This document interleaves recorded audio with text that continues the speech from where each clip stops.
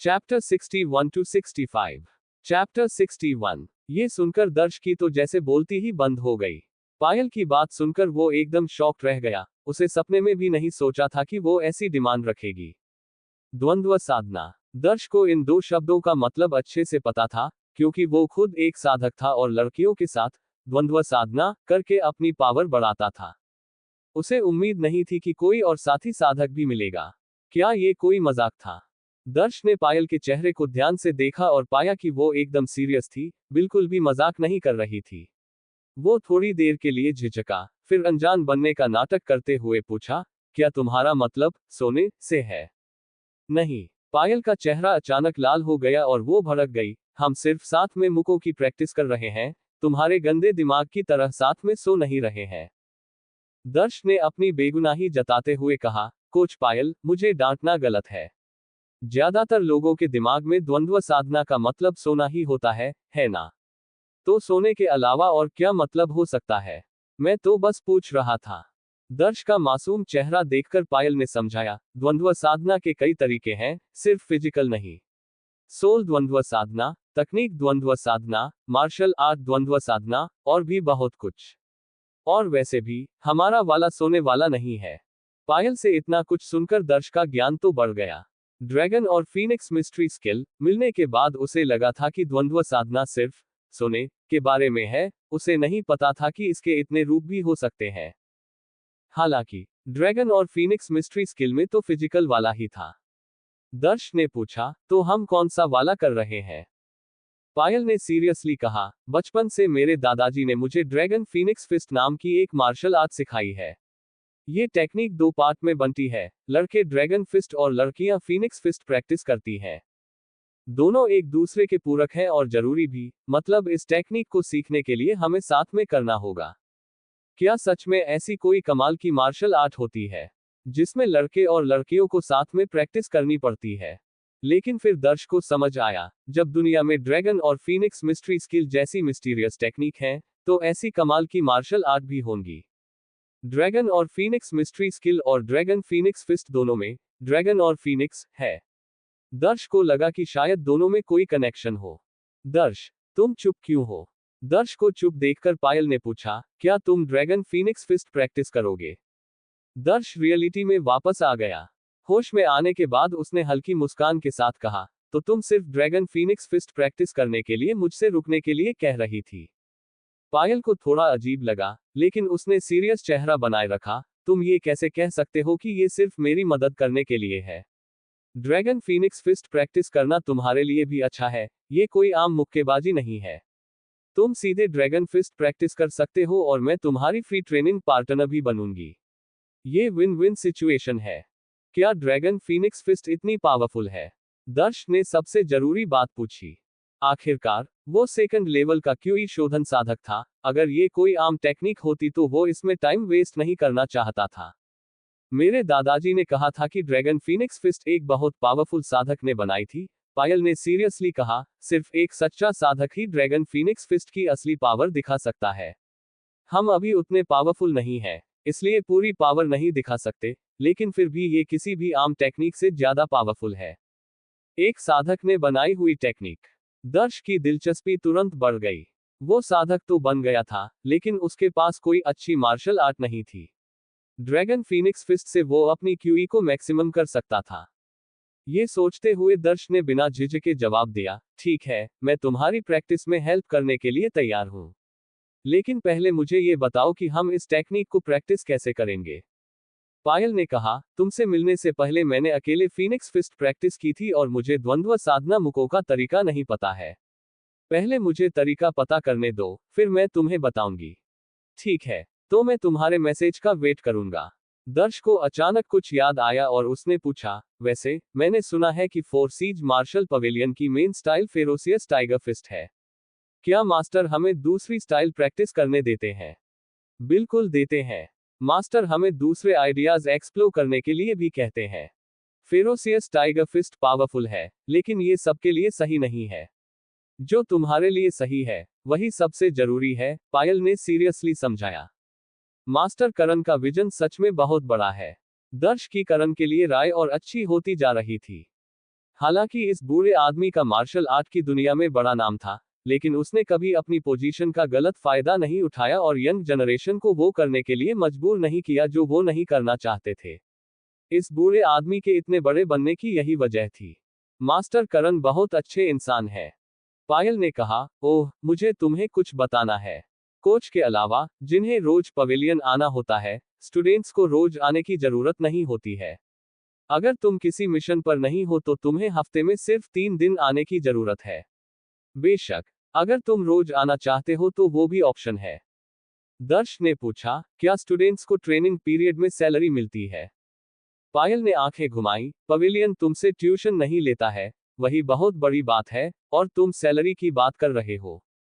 तुम्हें मिशन करने के बाद ही सैलरी मिलेगी, और तुम अभी अभी पवेलियन में आए हो, तुम मिशन के लिए एलिजिबल नहीं हो। उत्सुक होकर दर्श ने पूछा, तो मिशन के लिए एलिजिबल कैसे होते हैं? पायल ने पेशेंस से समझाया, अगर तुम मिशन पर जाना चाहते हो तो तुम्हें मास्टर का टेस्ट पास करना होगा, जो बहुत सिंपल है। वो तुम्हारे साथ फाइट करने के लिए 10 कोच में से 5 को चुनेंगे, और अगर कम से कम 3 कोच को लगता है कि तुम काफी अच्छे हो तो तुम मिशन पर जा सकते हो। लेकिन तुम्हारे कोच के तौर पर मैं तुम्हारा टेस्ट नहीं ले सकती। सच तो ये है कि दर्श अब टेस्ट के लिए जाने के लिए तैयार था। हालांकि दर्श को लगा कि अभी टेस्ट के लिए जाना बहुत हाई प्रोफाइल होगा, इसलिए उसने थोड़ी देर रुकने का फैसला किया। मिशन पर जाने से पहले उसे कुछ दिनों के लिए मसाज पार्लर में काम पर वापस जाना था। ठीक है, तो मैं हफ्ते में 3 दिन आऊंगा। दर्श ने आगे कहा, जब मैं मिशन के लिए एलिजिबल हो जाऊंगा तो मैं हर हफ्ते ज्यादा बार आऊंगा। तुम्हारी मर्जी, पायल ने बेरुखी से कहा। बस तुम मेरे साथ ड्रैगन फीनिक्स फिस्ट प्रैक्टिस करने में हेल्प करते रहना। ये सुनकर दर्श को लगा कि पायल ने उसे यूज किया है, लेकिन ड्रैगन फीनिक्स फिस्ट प्रैक्टिस करने के बारे में सोचकर उसे अच्छा लगा। सबसे जरूरी बात यह थी कि उसे पायल के साथ मिलकर टेक्निक प्रैक्टिस करने को मिलेगी। उसे बस ये नहीं पता था कि द्वंद्व साधना का तरीका क्या होगा। दर्श के जाने के बाद पायल ने तुरंत अपना फोन निकाला और अपने दादाजी को फोन किया। उसने कहा, दादाजी, मुझे वो आदमी मिल गया है जिसके बारे में आपने बताया था, जिसके अंदर सच्ची क्यूई है। वो ड्रैगन फीनिक्स फिस्ट सीखने में मेरी हेल्प कर सकता है। अब आप मुझे साधना टेक्निक बता सकते हैं। लगता है तुम्हारा सोलमेट आखिरकार आ गया है। फोन पर एक मैग्नेटिक आवाज ने जवाब दिया। चैप्टर 62। हाँ, जरूर। यहाँ एक टीनेजर की मॉडर्न भाषा में और बात करने के तरीके में ज्यादा से ज्यादा एडल्ट शब्दों के साथ लिखा गया रूपांतरण है। ड्रैगन फीनिक्स फिस्ट का अभ्यास शुरू करने से पहले 2 चीजें जरूरी हैं। एस्टरस्क, कपड़े उतारो और औषधीय बात में कूदो। दवा तुम्हारे शरीर को ऐसा बना देगी कि असली एनर्जी बिना किसी रुकावट के फ्लो करे, जिससे मार्शल आर्ट का पूरा फायदा मिले। एस्टरस्क, एक दूसरे को समझो। जब तक तुम दोनों एक दूसरे को पूरी तरह से समझ नहीं लेते, तब तक तुम मार्शल आर्ट को ठीक से नहीं कर पाओगे और ड्रैगन फीनिक्स फिस्ट की पूरी पावर नहीं दिखा पाओगे। जब पायल ने ये 2 जरूरी चीजें देखी, तो उसकी भौहें चढ़ गईं, और वो सीरियस हो गई। ये उसकी सोच से कहीं ज्यादा मुश्किल था। दूसरी चीज, ठीक है, वो मान सकती थी, बस ये था कि वो दर्श से अभी अभी मिली थी, और एक दूसरे को समझने में टाइम लगेगा। लेकिन एक चीज पायल को बिल्कुल पसंद नहीं आई। अगर दोनों कपड़े उतारकर औषधीय बाथ में नहाते, तो क्या इसका मतलब ये नहीं होता कि दर्श उसके पूरे शरीर को देख लेगा? उसने इतने सालों से अपनी प्योरिटी बचाई थी, सिर्फ एक लड़के के सामने नग्न होने के ख्याल से उसके गाल लाल हो गए। अरे यार, फिर पायल को एक जरूरी बात याद आई। दर्श तो अंधा था। अगर वो दर्श के सामने नंगी भी हो जाती, तो भी वो देख नहीं पाता। ये सोचकर पायल खुश हो गई। उसे लगा कि दर्श को अपने साथ रखने का उसका फैसला सही था। बाकी लोग दर्श के अंधेपन का मजाक उड़ा सकते हैं, लेकिन उसके लिए ये अच्छा था कि वो अंधा था। औषधीय बात के लिए बहुत सारी चीजें चाहिए। मुझे जल्दी से सब कुछ इकट्ठा करना होगा, ताकि दर्श और मैं जल्द से जल्द नहा सकें। पायल की नजर कागज पर थी, और वो चुपचाप सारी चीजें याद कर रही थी। दर्श जब प्रिंसिपल के ऑफिस पहुंचा, तो उसने शिल्पा और करण को आराम से बातें करते हुए देखा। वो बैठ गया और करण से थोड़ी देर बात करने के बाद शिल्पा के साथ 4 सीज मार्शल पवेलियन से निकल गया। बाकी मार्शल पवेलियन के मुकाबले 4 सीज मार्शल पवेलियन बहुत ज्यादा कूल था। स्टूडेंट्स के मामलों में करण ज्यादा दखल नहीं देता था, सब कुछ ट्रेनर्स पर छोड़ देता था। तो जब उसने सुना कि दर्श हफ्ते में 3 बार आने वाला है, तो उसने ज्यादा कुछ नहीं कहा, बस दर्श को कहा कि यंग लोगों को मेहनती होना चाहिए। मेहनती? हाँ, उसे मेहनती होना था। लेकिन उसका तरीका अलग था, उसे बस ज्यादा लड़कियों के साथ सोने का तरीका ढूंढना था। उस समय अमन और ओझा फ्रेंच खिड़कियों के सामने खड़े थे, जाती हुई ऑडी कार को देख रहे थे। ओझा ने दीवार पर मुक्का मारा, गुस्से में बोला, मुझे उम्मीद नहीं थी कि ये लड़का इतना लकी होगा। वो फोर सीज मार्शल पवेलियन में आ गया। शिट। ओझा, शांत हो जा। अमन थोड़ा मुस्कुराया, तुझे ऐसे सोचना चाहिए। उसने तुझे पहले मारा था, और तुझे बदला लेने का मौका नहीं मिला। अब वो हमारे एरिया में आ गया है, तो क्या ये तेरे लिए बदला लेने का मौका नहीं है?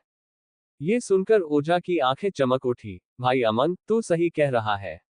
हमारे एरिया में उसे सबक सिखाना बहुत आसान होगा। याद रखना, जब वो पवेलियन में आए, तो उस अंधे को मेरी तरफ से एक बढ़िया सबक सिखाना। उसकी वजह से आज सबके सामने पायल ने मेरे साथ ऐसा बर्ताव किया। मुझे बदला लेना है। अमन ने अपनी मुठियां भींच ली, और उनकी हड्डियां चटकने लगी।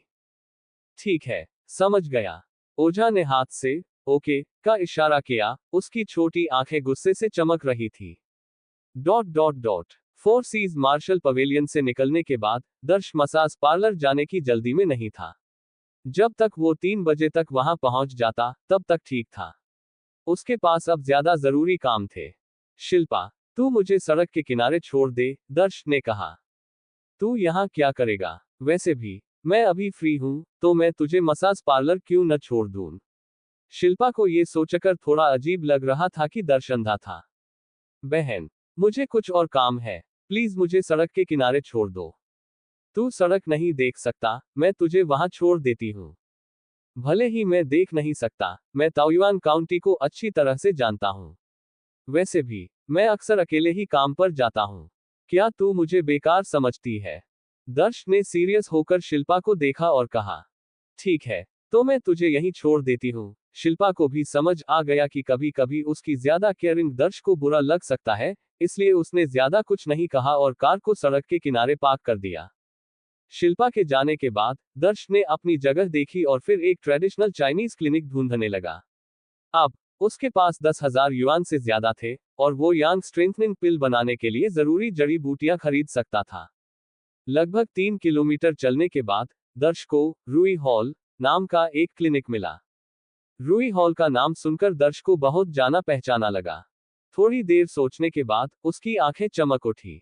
उसे याद आया कि उसकी हाई स्कूल क्लास की सबसे खूबसूरत लड़की का परिवार काउंटी में एक क्लिनिक चलाता था और जड़ी बूटियों का बिजनेस करता था। हालांकि उसने हाई स्कूल में उस लड़की से ज्यादा बात नहीं की थी, लेकिन वो हमेशा उसका शुक्रगुजार था। क्योंकि कॉलेज एंट्रेंस एग्जाम से 1 महीना पहले उसने अपने खाने के पैसे रिव्यू मटेरियल पर खर्च कर दिए थे, और वो रोज क्लास में भूखा रहता था। किसी तरह उस लड़की को ये पता चल गया और उसने चुपचाप उसके डेस्क में 500 युआन रख दिए थे। उन्हीं 500 युआन से उसे वो मुश्किल महीना गुजारने में मदद मिली थी। भले ही उस लड़की ने कभी इस बारे में बात नहीं की, दर्श हमेशा उसकी दयालुता याद रखेगा, भले ही उसने उसे कॉलेज के बाद से नहीं देखा था। अगर वो उससे मिल पाता, तो वो उसे 500 युआन वापस कर देता। क्लिनिक में घुसते ही उसे तेज जड़ी बूटियों की खुशबू आई। दर्श को एकदम फ्रेश महसूस हुआ, जैसे वो वसंत की हवा में नहा रहा हो। उसे हैरानी हुई कि इस माहौल में उसकी असली एनर्जी बेचैन हो गई, जैसे कि वो एक्साइटेड हो। दर्श समझ गया कि जहां जड़ी बूटियां ज्यादा होती हैं, वहां स्पिरिचुअल एनर्जी भी ज्यादा होती है। फिर उसने क्लिनिक को देखा। उसकी सजावट ट्रेडिशनल चाइनीज मेडिसिन कल्चर से भरी हुई थी। दीवारों पर कई तरह की जड़ी बूटियां और क्लासिकल चाइनीज मेडिसिन टेक्स्ट थे, जो क्लिनिक की हिस्ट्री दिखा रहे थे। क्लिनिक में 5 कंसल्टेशन रूम थे, और हर रूम में एक डॉक्टर ट्रेडिशनल व्हाइट कोट पहने हुए पेशेंट्स को सीरियसली देख रहा था। दवा की अलमारी कई तरह की चाइनीज जड़ी बूटियों से भरी हुई थी, जिनमें से हल्की खुशबू आ रही थी। कई कस्टमर्स दवा लेने के लिए लाइन में लगे थे। सच में रूई हॉल बहुत बड़ा था, शायद ताओयुआन काउंटी का सबसे बड़ा traditional Chinese clinic. Hello sir, मैं आपकी क्या मदद कर सकता हूँ? तभी 20 साल का एक लड़का दर्श से पूछने आया।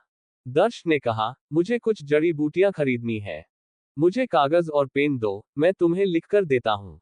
लड़के ने दर्श को देखा और देखा कि उसके हाथ में एक स्टिक है और उसने सनग्लासेस पहने हैं। वो एक अंधे आदमी की तरह दिख रहा था। उसने पूछा, सर, अगर आप देख नहीं सकते तो आप लिख कैसे सकते हैं? दर्श, बिल्कुल लिख सकता हूं। फिर भी हैरान होकर लड़के ने उसे कागज और पेन दे दिया। जब उसने देखा कि दर्श कितनी सफाई से और जल्दी जल्दी लिख रहा है, तो वो चौंक गया। क्या ये सच में अंधा आदमी था? चैप्टर 63। यार, क्या चिक है। उस बंदी को देखते ही दर्श के दिमाग में यही पहला ख्याल आया। 30 साल की होगी, कतई हॉट फिगर। उसके मरून वेवी बाल उसकी गोरी स्किन को और चमका रहे थे, एकदम दूध जैसी लग रही थी। उसने काला चश्मा लगा रखा था, जिससे उसका आधा चेहरा ढका हुआ था, बस उसके लिपटे हुए होंठ और हल्की सी टेढ़ी भौहें दिख रही थी, एकदम कूल ड्यूड वाला एटीट्यूड।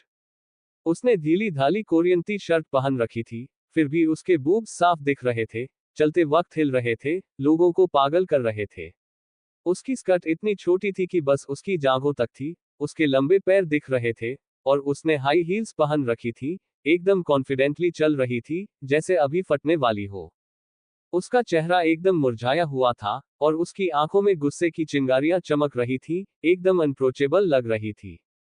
लेकिन दर्श को सिर्फ उसकी खूबसूरती से ही हैरानी नहीं हुई, बल्कि उस नाम से भी हुई जिसे उसने पुकारा। रुचि। दर्श को वो नाम अच्छे से याद था, उसके हाई स्कूल की सबसे हॉट लड़की, इसलिए उसने इधर उधर देखा, क्या रुचि रूई हॉल में डॉक्टर बन गई? मैडम, ये क्लिनिक है, प्लीज ड्रामा मत कीजिए। तभी एक स्टाफ मेंबर उस हॉट बंदी को रोकने के लिए दौड़ा। ये तो सुसाइड है। दर्श ने सिर हिलाया, यकीन नहीं हो रहा था।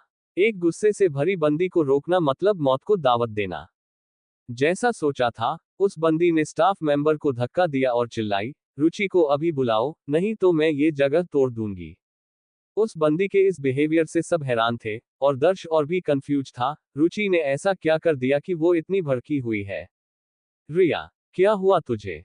तभी किसी की प्यारी आवाज सुनाई दी, और हाई हील्स की खटपट की आवाज आई, लग रहा था कोई बहुत जल्दी में है। दर्श ने जल्दी से देखा, और देखा कि कंसल्टिंग रूम से कौन निकला, उसकी आंखें चमक उठी। सच में, वो रुचि थी, उसके हाई स्कूल की सबसे खूबसूरत लड़की। उसे उम्मीद नहीं थी कि ग्रेजुएट होने के बाद रुचि अपने फैमिली क्लिनिक में डॉक्टर बन जाएगी। दर्श को याद है, रुचि के मार्क्स बहुत अच्छे थे, और उसने सोचा था कि वो आईआईटी या एम्स जैसे टॉप कॉलेज में जाएगी। लग रहा है उसने मेडिकल स्कूल चुना। साल बीत गए, रुचि ज्यादा नहीं बदली, अभी भी उतनी ही खूबसूरत है, बस थोड़ी और मैच्योर और एलिगेंट हो गई है। रुचि 5 फुट 8 इंच की है, ज्यादा भरी हुई नहीं है, लेकिन फिगर एकदम परफेक्ट है। उसने सफेद लैब कोट पहन रखा था, जो उस पर एकदम फिट बैठ रहा था, एकदम प्रोफेशनल और एलिगेंट लग रही थी। उसके फीचर्स एकदम प्यारे थे, उसकी आंखें चमक रही थी, उसकी नाक सीधी थी, और उसके होंठ एकदम गुलाबी थे। उसके बाल एकदम टाइट बन में बंधे हुए थे, एकदम स्मार्ट लग रही थी, और उसका कॉन्फिडेंस अलग ही लेवल का था, देखने में एकदम मस्त लग रही थी। क्या मतलब है तेरा, मुझे क्या हुआ है? रुचि का कंफ्यूज्ड चेहरा देखकर रिया और भी भड़क गई, उसने चिल्लाया, तूने मेरी हालत और खराब कर दी है। तू कह रही थी कि कुछ दवाइयों से ठीक हो जाएगा, लेकिन अब ये और भी खराब हो गया है, मैं क्या करूं? हालत खराब कर दी। ये सुनकर सब हैरान थे, खासकर वो जो पहली बार रूई हॉल आए थे, और सोचने के बाद धीरे से निकल गए। लेकिन रूई हॉल के रेगुलर कस्टमर्स नहीं गए, वो देखना चाहते थे कि क्या होता है। रिया, चल कंसल्टिंग रूम में बात करते हैं, यहाँ सबके सामने नहीं। मरीजों को जाते देखकर रुचि ने रिया को कंसल्टिंग रूम में बुलाया, लेकिन रिया ने साफ मना कर दिया। वो मुड़ी और वेटिंग एरिया में चली गई, दर्श से थोड़ी दूर बैठ गई। उसने कहा, आज मैं यहीं बैठूंगी, कौन जाने तू कंसल्टिंग रूम में क्या गड़बड़ करेगी। अब तुझे मुझे जवाब देना होगा, नहीं तो मैं ये जगह तोड़ दूंगी।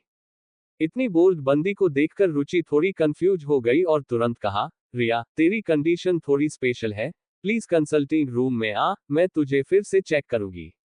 इसमें क्या स्पेशल है? रिया एकदम गुस्से में सबके सामने बोली, क्या बस नीचे कुछ लाल दाने नहीं है? एक लड़की को गाइनो प्रॉब्लम होना नॉर्मल है, इसमें शर्माने की क्या बात है? सबके सामने अपने प्राइवेट पार्ट के बारे में बात करना, चाहे बताओ या नहीं, इस बंदी में दम तो है। लेकिन लोगों की जलती हुई नजरों को देखकर रिया का चेहरा लाल हो गया, और उसकी आंखों में शर्मिंदगी दिख रही थी, साफ था कि उसे अपनी हरकत पर पछतावा हो रहा था। रुचि बहुत समझदार बंदी थी। रिया की शर्मिंदगी देखकर उसने कहा, रिया, असल में दाने शायद इसलिए हैं क्योंकि मौसम बहुत गर्म है और तुझे मसालेदार खाना पसंद है, इसलिए गर्मी से दाने हो गए। शायद मेरी गलती है कि मैंने सही दवाई नहीं दी। क्या तू प्लीज कंसल्टिंग रूम में आ सकती है और मैं तुझे नया चेकअप दूंगी। मैं तुझे एक और मौका दे रही हूँ। रिया भी समझदार थी। रुचि ने उसे निकलने का रास्ता दिया तो उसने तुरंत मान लिया। रिया को जाते हुए देखकर दर्श सीरियस हो गया। रुचि अभी गलत थी। रिया के दाने गर्म मौसम या मसालेदार खाने से नहीं थे। वो इसलिए थे क्योंकि उसे बहुत सीरियस इन्फेक्शन था और वो अपनी बॉडी का ध्यान नहीं रखती थी, इसलिए उसके अंदर ठंडी एनर्जी बढ़ गई थी जिससे नीचे दाने हो गए। अगर वो गर्मी कम करने की दवाई लेती तो दाने और बढ़ जाते। रिया के अंदर की ठंडी एनर्जी बहुत अजीब थी जिससे डॉक्टर्स को लगता था कि उसे गर्मी है। अगर कोई और डॉक्टर होता तो दर्श बीच में नहीं बोलता, लेकिन उसे याद आया कि रुचि ने एक बार उसकी मदद की थी, इसलिए वो चुप नहीं रह सकता था। ये सोचकर दर्श उठा और कंसल्टिंग रूम के दरवाजे पर गया, उनकी बातें सुन रहा था। जैसा सोचा था, रिया को दोबारा चेक करने के बाद रुचि अभी भी मान रही थी कि दाने गर्मी से है और उसने कहा कि वो रिया को गर्मी कम करने वाली दवाई की ज्यादा डोज देगी।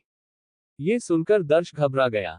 अगर रिया गर्मी कम करने वाली ज्यादा दवाई लेती तो उसके अंदर की ठंडी एनर्जी और बढ़ जाती और दाने और बढ़ जाते। रुचि, तेरा डायग्नोसिस गलत है। तू पेशेंट को गर्मी कम करने वाली दवाई नहीं दे सकती। दर्श ने कंसल्टिंग रूम का दरवाजा खोला और सीरियस होकर कहा। ये सुनकर रुचि ने ऊपर देखा। जब उसने एक यंग लड़के को काला चश्मा पहने और सफेद छड़ी पकड़े देखा तो उसकी प्यारी भौहें टेढ़ी हो गई, लेकिन उसने फिर भी पोलाइटली पूछा, तू कौन है? तू मुझे नहीं पहचानती? दर्श ने सीधे अपनी पहचान नहीं बताई, लेकिन मुस्कुराते हुए पूछा। रुचि ने सिर हिलाया। उसे याद नहीं आ रहा था कि वो किसी अंधे लड़के को जानती है, लेकिन उसे उसका चेहरा देखा हुआ लग रहा था, जैसे उसने उसे पहले कहीं देखा हो। मैं दर्श हूँ, तेरा हाई स्कूल क्लासमेट, जिसने एक बार तुझे 500 रुपये उधार दिए थे। दर्श ने एक सांस में कहा और आखिर में जोड़ा, अब याद आया। तो तू है। दर्श की पहचान जानकर रुचि हैरान रह गई, लेकिन जल्दी ही सीरियस हो गई और पूछा, दर्श, तेरी आंखों को क्या हुआ? कुछ नहीं, बस एक छोटा सा एक्सीडेंट। मैं अंधा हो गया। दर्श ने पूरी बात नहीं बताई। वो इसे सीक्रेट रखना चाहता था, इसलिए सबसे छुपाना चाहता था। आखिर ताओयुआन काउंटी ज्यादा बड़ा नहीं था और विलेज गुंडे के काउंटी टाउन में बहुत दोस्त थे। बात जल्दी ही विलेज गुंडे तक पहुंच सकती थी। चांस कम था, लेकिन उसे सावधान रहना था। Chapter 64 delay spray. रिया ने पहले रूही को देखा और दूसरी पार्टी के अजीब भाव को देखकर उसकी सुंदर भौहें थोड़ी मुड़ी और उसने तुरंत डांटा, ये अंधा बुड़बक, बकवास करना बंद कर। मेरे हस्बैंड ऐसी घटिया चीज का इस्तेमाल क्यों करेंगे? शायद तुम्हें पता नहीं, लेकिन तुम अपने हस्बैंड को कॉल करके पूछ सकती हो। दर्श एकदम चिल था, धीरे से बोल रहा था। हालांकि ऊपर से रिया को यकीन नहीं था कि उसके हस्बैंड डिले स्प्रे का इस्तेमाल करेंगे, लेकिन पिछले 2 सालों में उनके परफॉर्मेंस को याद करते हुए उसे धीरे धीरे लगने लगा कि कुछ गड़बड़ है। कभी कभी वो एकदम सुपर फास्ट होता था और कभी कभी एकदम स्लो, या वो बिल्कुल भी क्लाइमैक्स नहीं कर पाता था। इसके बारे में सोचते हुए, खास तौर पर स्लो टाइम के दौरान, उसे हमेशा बाद में बहुत खुजली होती थी। ठीक है, मैं उसे कॉल करके पूछूंगी। यह मानते हुए कि यह मेडिकल पर्पस के लिए था, रिया ने अपना एटीट्यूड नहीं दिखाया और अपने हस्बैंड को डायल करने के लिए अपना फोन निकाला। एक बार जब कॉल कनेक्ट हो गया तो उसने इसे स्पीकर फोन पर रख दिया। बेबी, क्या बात है? क्या तुमने किसी रीजन से फोन किया? फोन के दूसरी तरफ से एक आदमी की आवाज आई, जो बहुत स्वीट लग रही थी। रामो, मैं तुमसे एक सवाल पूछने जा रही हूं और तुम्हें मुझे ईमानदारी से जवाब देना होगा। अगर मुझे पता चला कि तुम झूठ बोल रहे हो, तो हम आज दोपहर सिविल अफेयर्स ब्यूरो में तलाक के लिए जाएंगे। रिया चिंतित थी कि उसके हस्बैंड झूठ बोल सकते हैं। उसने धमकी के साथ सीधे मुद्दे पर बात की। बेबी, क्या बात है? साफ तौर पर लाइन के दूसरी तरफ रामू हिल गया था। उसकी स्वीट आवाज अब घबराहट और कंफ्यूजन से भर गई थी क्योंकि उसने कहा, तुम मुझसे क्या पूछना चाहती हो? सेक्स के दौरान क्या तुमने कभी डिले स्प्रे का इस्तेमाल किया है? रिया ने दर्श को देखा और फिर सीधे ये सवाल पूछा। अचानक फोन के दूसरी तरफ सन्नाटा छा गया, लेकिन अगर कोई ध्यान से सुनता तो रामू की सांस भारी होती सुनाई दे रही थी। कोई भी जो बेवकूफ नहीं था, वह भारी सांस से रामू की घबराहट को महसूस कर सकता था। रिया का चेहरा तुरंत बदल गया। भले ही उसे पहले ही सच्चाई का पता चल गया था, फिर भी उसने पूछा, बोलो, क्या तुमने डिले स्प्रे का इस्तेमाल किया है या नहीं? झूठ बोलने की हिम्मत करो, और हम तलाक ले रहे हैं। शायद इसलिए कि रामू को गिल्ट महसूस हुआ या इसलिए कि रिया बहुत डोमिनेटिंग थी, रामू तुरंत टूट गया और कहा, बेबी, मैंने डिले स्प्रे का इस्तेमाल किया। सन्नाटा। एक पल में पूरा कंसल्टेशन रूम एकदम शांत हो गया, जैसे कि हवा ही जम गई हो। रूही और रिया ने अपनी आंखों में सरप्राइज के साथ दर्श को देखा, खासकर रूही, जो खुद एक डॉक्टर थी, ये समझ नहीं पा रही थी कि दर्श, जो अंधा था, को कैसे पता चला कि रिया के हस्बैंड ने डिले स्प्रे का इस्तेमाल किया था। क्या ये अभी पल्स डायग्नोसिस के जरिए पता चला था? ये बहुत बेतुका है ना? रिया की पल्स चेक करने के लिए, लेकिन पता चला कि उसके हस्बैंड ने डिले स्प्रे का इस्तेमाल किया। रूही ने अपनी पुरानी क्लासमेट को ध्यान से देखा, ये जानना चाहती थी कि इतने सालों तक एक दूसरे को न देखने के बाद क्या हुआ था और उसकी पुरानी क्लासमेट ने अचानक इतनी divine traditional Chinese medical skills कैसे हासिल कर ली थी। रामो, तुम खत्म हो गए हो। जब मैं वापस आऊंगी तो हम इसे निपटा लेंगे। रिया ने गुस्से में शाप दिया, फोन काट दिया, और उसकी सुंदर आंखें दर्श पर पड़ी क्योंकि उसने पूछा, डॉक्टर, क्या नीचे के दाने मेरे हस्बैंड के डिले स्प्रे के कारण है? यह आंशिक रूप से कारण है, लेकिन सटीक कारण जानने के लिए हमें पूरी तरह से जांच करने की आवश्यकता है। दर्श बहुत जल्दबाजी में डायग्नोसिस करने की हिम्मत नहीं कर रहा था, उसने बहुत सावधानी से जवाब दिया, तो प्लीज मेरी जल्दी से जांच करें। रिया को कुछ समय से नीचे के पिंपल्स ने परेशान कर रखा था। हर बार जब इसका इलाज किया जाता था, तो ये फिर से हो जाता था, जिससे उसे निराशा महसूस होती थी जिसका कोई अंत नहीं था। यहां तक कि ताओयुआन काउंटी के सबसे बड़े क्लिनिक, रूही हॉल ने भी अपने शुरुआती डायग्नोसिस में एक सीरियस मिस्टेक की। साफ तौर पर, उसकी बीमारी सिंपल नहीं थी। अब जब वह इतने इंप्रेसिव डॉक्टर से मिली थी, तो वह इस मौके को कैसे जाने दे सकती थी? यह एग्जामिनेशन रूम कितना प्राइवेट है। जब मैं तुम्हारी जांच करूंगा, तो तुम्हें अपने कपड़े उतारने होंगे। दर्श ने जानबूझकर अंधे आदमी के रूप में अपनी पहचान बताने से बचने के लिए ये पूछा। प्राइवेसी बहुत अच्छी नहीं है। रूही ने अपना सिर हिलाया और कहा, कंसल्टेशन रूम में ग्लास की दीवारें हैं। बाहर के लोग अंदर देख सकते हैं। कैसा रहेगा अगर मैं तुम्हें अपने रूम में ले जाऊं? इसमें बहुत अच्छी प्राइवेसी है, और कोई नहीं देखेगा। अगर कोई और होता, तो रूही कभी भी अपना रूम नहीं देती। दूसरों को अपने पेशेंट का इलाज करने देना तो दूर की बात है, लेकिन उसके दिल में दर्श बाहरी व्यक्ति नहीं था। इसके अलावा, वह खुद भी देखना चाहती थी कि दर्श के मेडिकल स्किल्स कितने अच्छे थे। ठीक है, दर्श ने हल्के से सिर हिलाया। चलो चलते हैं, जल्दी करते हैं। रिया, एक अधीर व्यक्ति, ने तुरंत उन्हें दूसरी मंजिल पर जाने के लिए धक्का दिया। जल्द ही तीनों रूही के रूम में पहुंचे। रूम सिंपल तरीके से सजाया गया था, जिसमें सिर्फ एक बेड और एक डेस्क थी, जो शायद ओवरटाइम काम करने के बाद रूही का टेम्परेरी रेस्टिंग प्लेस था। हालांकि सिंपल तरीके से सुसज्जित, ये विशेष रूप से साफ था और हवा एक हल्की खुशबू से भरी हुई थी, जो रूही के शरीर पर गंध के समान थी, जो सूंघने में बहुत आरामदायक थी। अपनी पैंट उतारो, मुझे जांचने दो, दर्श ने रिया से सीधे कहा। चूंकि दर्श अंधा था, और रूही एक महिला थी, रिया को कोई साइकोलॉजिकल बर्डन महसूस नहीं हुआ। उसने तुरंत अपनी स्कर्ट उतार दी, जिससे उसकी गोरी और सुडौल लंबी टांगें हवा में दिखाई दी। उसकी बर्फीली सफेद त्वचा सूरज की रोशनी में एक मोहक चमक के साथ चमक रही थी। जब दर्श ने रिया के अंडरवियर को देखा, तो उसने तुरंत खून की एक तेज भीड़ महसूस की। ये जानकर सरप्राइज हुआ कि रिया एक बेहद सेक्सी, इरोटिक जी स्ट्रिंग पहने हुए थी। दरअसल, ये एक इरोटिक टाइप का अंडरवियर था, जिसमें बेहद पतला कपड़ा था, जो मुश्किल से दिखाई देने वाला दृश्य प्रदान करता था, जिससे दर्श के भीतर दुष्ट आग लगातार बढ़ती जा रही थी। कोई आश्चर्य नहीं कि ये इरोटिक प्रोडक्ट इतनी अच्छी तरह से बिक रहे थे। उन्होंने वास्तव में पुरुषों के लिए एक विशाल आकर्षण रखा। रिया की इरोटिक जी स्ट्रिंग को देखकर रूही भी कुछ हद तक क्यूरियस लग रही थी।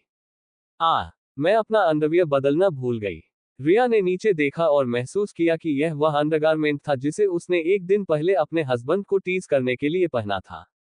अपनी कंडीशन बिगड़ने के बाद चिंतित होकर, वह रूही को खोजने के लिए दौड़ी और नॉर्मल अंडरवियर में बदलना भूल गई।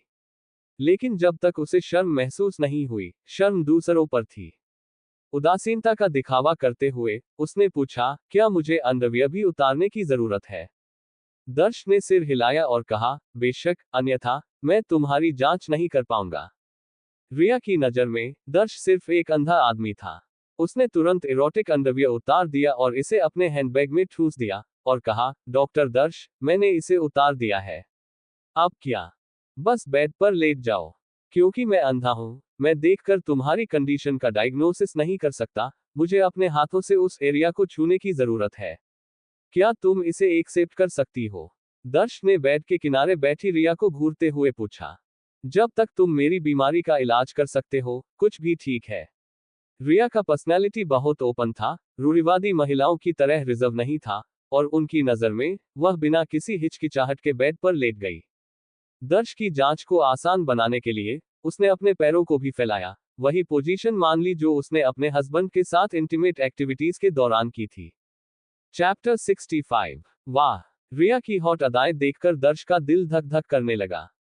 उसकी सांसें तेज हो गई और वो मदहोश हो गया। रिया की खुली और चिकनी टांगें ऐसी लग रही थी जैसे कोई जादू कर रही हो। दर्श के मन में अजीब अजीब ख्याल आने लगे। वो सोच रहा था कि अगर वो उन टांगों को अपने कंधों पर उठा ले तो कितना मजा आएगा। लेकिन उसे याद आया कि वो तो अंधा है। उसने रिया के जिस्म को ऊपर से नीचे तक देखा, जो किसी तितली के पंखों की तरह लहरा रहा था। रिया के प्राइवेट पार्ट पर छोटे छोटे लाल दाने थे। देखने में तो वो कुछ खास नहीं लग रहे थे, लेकिन फिर भी किसी को भी लग सकता था कि रिया को कोई खतरनाक यौन रोग हो गया है। रूई, जो थोड़ी शर्मीली थी, रिया को ऐसे देखकर हैरान रह गई। उसका चेहरा लाल हो गया और वो चुपचाप खड़ी रही, जैसे कि वहां कुछ हुआ ही ना हो। डॉक्टर दर्श, मैं तो लेट गई हूं, अब क्या करना है? रिया ने दर्श से पूछा। मैं तो देख नहीं सकता, इसलिए मुझे छूकर देखना होगा कि तुम्हें दाने क्यों हुए हैं। क्या तुम्हें कोई परेशानी तो नहीं है? दर्श ने धीरे से पूछा। छूकर देखना? भले ही रिया काफी खुली सोच वाली लड़की थी, लेकिन प्राइवेट पार्ट पर छूने की बात सुनकर उसे थोड़ी झिझक हुई। वो दर्श को अभी 10 मिनट पहले ही मिली थी। दर्श ने हाँ में सिर हिलाया। हाँ, नहीं तो मैं बता नहीं पाऊंगा कि तुम्हें क्या हुआ है। अगर तुम्हें ठीक लगे तो मैं देख लेता हूं, नहीं तो कोई बात नहीं। ठीक है, अगर इससे मेरी प्रॉब्लम ठीक हो जाए तो मुझे कोई दिक्कत नहीं है। रिया ने थोड़ी देर सोचने के बाद कहा। वो दानों से बहुत परेशान थी और अगर दर्श छूकर ठीक कर सकता था तो उसे कोई ऐतराज नहीं था।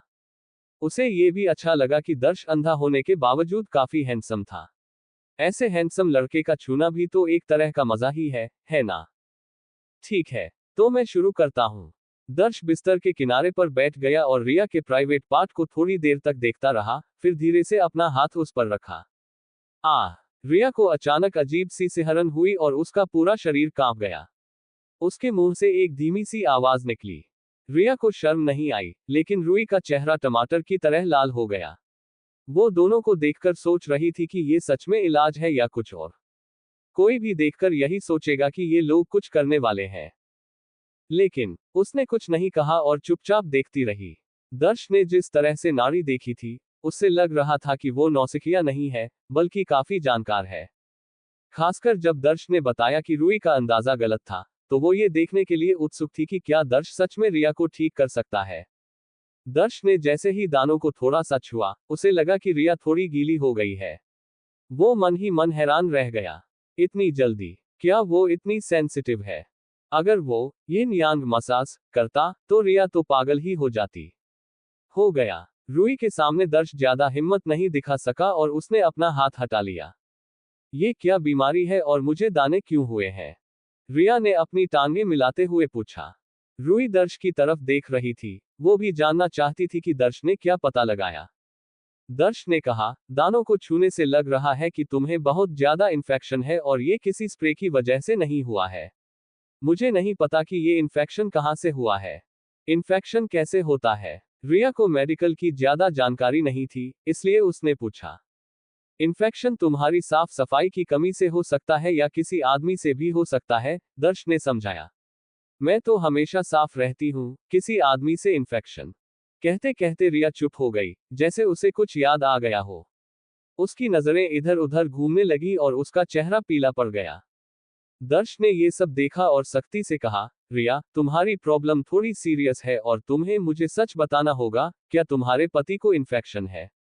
मुझे पता है कि मेरे पति को इन्फेक्शन नहीं है, लेकिन बाकी आदमियों के बारे में मैं कुछ नहीं कह सकती। ये सुनकर रिया का चेहरा लाल हो गया, जैसे सूरज डूबते वक्त आसमान में लाली होती है। उसने रूई की तरफ देखा और कहा, डॉक्टर रूई, क्या तुम थोड़ी देर के लिए बाहर जा सकती हो? ठीक है। तुम्हें कुछ चाहिए होगा तो मुझे बुला लेना। रूई दर्श को इलाज करते हुए देखना चाहती थी, लेकिन वो रिया को मना नहीं कर सकती थी, इसलिए उसे कमरे से बाहर जाना पड़ा। रूई के जाते ही रिया ने घबराकर पूछा, डॉक्टर दर्श, क्या मेरा इन्फेक्शन ठीक हो सकता है? मैं ठीक कर सकता हूँ, लेकिन मुझे ये जानना होगा कि क्या तुमने हाल ही में किसी ऐसे आदमी के साथ सेक्स किया है जिसे इन्फेक्शन था? याद रखना, डॉक्टर से झूठ मत बोलना, नहीं तो तुम्हें ही नुकसान होगा। दर्श ने रिया को समझाया। ये सुनकर रिया का चेहरा लाल हो गया और उसने धीरे से कहा, मैं हाल ही में कई आदमियों के साथ रही हूँ, मुझे क्या पता कि किसे इन्फेक्शन है। वो मुझे बताएंगे तो नहीं? दर्श ने कहा, अगर ये सिर्फ नॉर्मल इन्फेक्शन होता तो कोई बात नहीं थी, लेकिन अगर ये एड्स या सिफिलिस है तो तुम्हें बहुत दिक्कत हो सकती है। बहुत सी औरतों को अलग अलग तरह की बीमारियां हो जाती हैं, क्योंकि वो बहुत से आदमियों के साथ सेक्स करती हैं। अब मुझे उन आदमियों के बारे में बताओ जिनके साथ तुम हाल ही में रही हो, मैं तुम्हें बता सकता हूं कि क्या प्रॉब्लम है। क्या ये सिर्फ इन्फेक्शन नहीं है? ये एड्स और सिफिलिस कैसे हो सकता है? रिया डर से कांपने लगी और घबरा कर पूछा। दर्श ने कहा, रिया को हिचकिचाते हुए देखकर, ये तो अभी सिर्फ अंदाजा है और तुम्हारे इन्फेक्शन को देखकर मुझे ये पता करना होगा कि क्या ये एचआईवी या सिफिलिस हो सकता है। अगर तुम मुझे नहीं बताओगी, तो मैं इसे नॉर्मल कैंसर मान लूंगा, लेकिन अगर ये एड्स या सिफिलिस निकला, तो मैं कुछ नहीं कर पाऊंगा। मैं तुम्हें बता दूंगी, ठीक है। साफ था कि रिया डर गई थी और उसने थोड़ी देर सोचने के बाद दर्श को अपनी सारी सेक्सुअल बातें बतानी शुरू कर दी। असल में, मैं हाल ही में ज्यादा आदमियों के साथ नहीं रही हूँ। पहला तो मेरा पति है, वो बहुत हेल्दी है और हर 3 महीने में चेकअप करवाता है, इसलिए उसे तो इन्फेक्शन नहीं होगा, एड्स या सिफिलिस तो दूर की बात है। दूसरा, मेरी बेस्ट फ्रेंड का पति था। 66 to 70, चैप्टर 66, दर्श के सबसे अच्छे दोस्त का पति। ये सुनकर दर्श ने रिया को आश्चर्य से भरी आंखों से देखा और बोल पड़ा, भयानक, तुमने वास्तव में अपनी सबसे अच्छी दोस्त के पति के साथ संबंध बनाए? तुम इतना जंगली खेलती हो। रिया को शुरू में कुछ महसूस नहीं हुआ जब उसने इसका उल्लेख किया, लेकिन दर्श के चेहरे पर विस्मय देखकर उसके गाल गर्मी से लाल हो गए और उसने व्याकुल होकर समझाया, यह मेरी गलती नहीं है। फिर स्थिति क्या थी? क्या तुम मुझे इसके बारे में बता सकती हो? दर्श ने पूछा, उसका चेहरा जिज्ञासा से भरा हुआ था। तुम सच में बहुत उत्सुक हो, है ना? रिया ने अपनी मोहक आंखें घुमाई और कहा, ऐसी कोई बात नहीं है जो मैं नहीं बता सकती। 1 सप्ताह पहले मेरा अपने पति से झगड़ा हुआ था और मैं इतने बुरे मूड में थी कि मैं अपनी सबसे अच्छी दोस्त के घर रुक गई। उस दिन उसकी रात की पाली थी और मैं उसके घर पर अकेले ऊब रही थी, इसलिए मैंने कुछ बियर पी ली। मैं शराब के साथ अच्छी नहीं हूँ। कुछ बोतलों के बाद मैं नशे में थी। जब मैं सो रही थी तो उसका पति नशे में वापस आया, मुझे अपनी पत्नी समझ बैठा और उसने मेरे साथ संबंध बनाए। हालांकि रिया शांत दिख रही थी, जब उसने इसके बारे में बात की तो उसका चेहरा जल रहा था, अंदर से बहुत शर्म आ रही थी। क्या तुमने विरोध नहीं किया? दर्श ने उत्साहपूर्वक पूछा।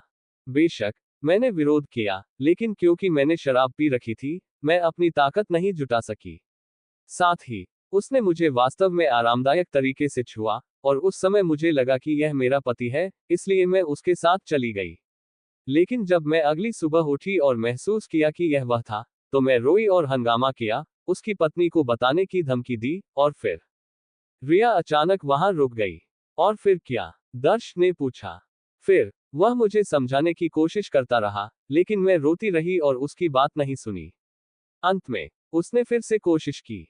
मैंने निश्चित रूप से विरोध किया, लेकिन वह बहुत मजबूत था और वह विशेष रूप से अच्छी तरह से संपन्न था, मेरे पति से 2 गुना बड़ा, इसलिए मैंने बीच में ही हार मान ली, उसने जारी रखा। हालांकि मुझे लगता है कि उसे शायद कोई यौन संचारित रोग नहीं है, क्योंकि उसकी मजबूत इच्छा है और वह अक्सर मेरी सबसे अच्छी दोस्त के साथ ऐसा करता है, लेकिन वह बहुत स्वस्थ है और उसे कोई स्त्री रोग नहीं है। तीसरा क्या है? दर्श जैसे जैसे पूछता गया, उसकी दिलचस्पी बढ़ती गई।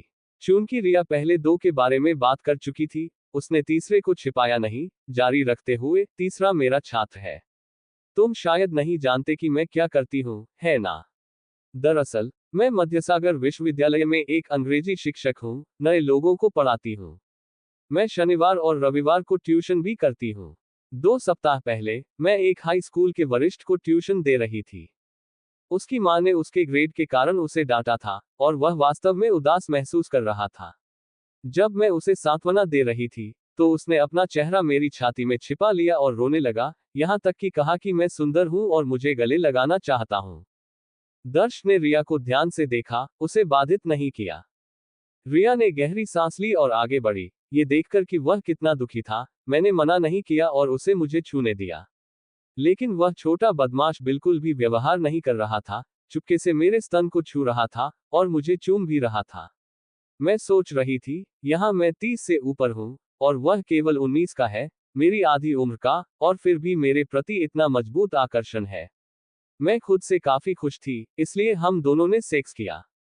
वाह वाह! दर्श मदद नहीं कर सका, लेकिन टिप्पणी की, श्रीमती रिया, मुझे कहना होगा, आपका जीवन निश्चित रूप से रंगीन है, आपके सबसे अच्छे दोस्त के पति और आपके अपने छात्र दोनों के साथ, मैं वास्तव में आपकी प्रशंसा करता हूँ। तुम छोटे बदमाश, तुम मुझे छेड़ने की हिम्मत कैसे करते हो? रिया ने दर्श की कमर पर थोड़ी सी मांस को घुमाया, और रोषपूर्वक कहा, मैंने तुम्हें इतना कुछ बताया है, क्या तुमने पता लगाया है कि इनमें से 3 में से किसे एचआईवी या सिफिलिस हो सकता है? इन तीनों लोगों के बारे में सुनने के बाद, मुझे लगता है कि उनमें से कोई भी एचआईवी या सिफिलिस वाला नहीं लगता है। आप शायद सिर्फ एक साधारण सूजन से पीड़ित हैं। इसके अलावा, अगर आपको एचआईवी और सिफिलिस भी हो जाए, तो मेरे पास आपको ठीक करने के तरीके हैं, दर्श ने मुस्कुराते हुए कहा। अगर तुम इसे ठीक कर सकते हो, तो तुम मुझसे इतना कुछ क्यों पूछ रहे हो? ये सुनकर, रिया को अचानक लगा जैसे उसके साथ धोखा हुआ है और उसने उसे घूरकर जवाब मांगा। क्या मैं सिर्फ श्रीमती रिया के रंगीन निजी जीवन के बारे में थोड़ा जानना नहीं चाहता हूँ? मुझे कहना होगा, तुम्हारी कहानियां वास्तव में आकर्षक हैं। तुमने मुझे काफी मोहित कर लिया है, दर्श ने एक शरारती मुस्कान के साथ रिया के सुंदर चेहरे को घूरते हुए कहा।